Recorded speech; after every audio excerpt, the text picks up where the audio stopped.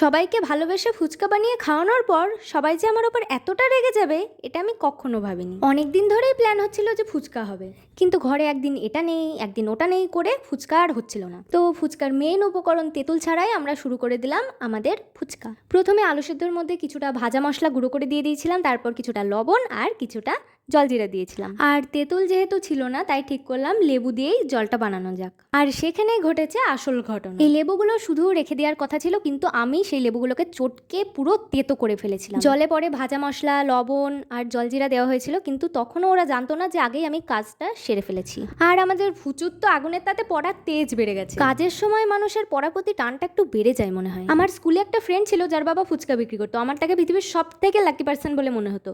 আমি ভাবতাম সে হয়তো সারাদিনই ফুচকা খায়, কিন্তু তাকে যখন জিজ্ঞেস করলাম সে বলল সে ফুচকা পছন্দই করে না। কেউ নিজের জীবন দিয়ে দিচ্ছে কোনো কিছু পাওয়ার জন্য, তাও পাচ্ছে না।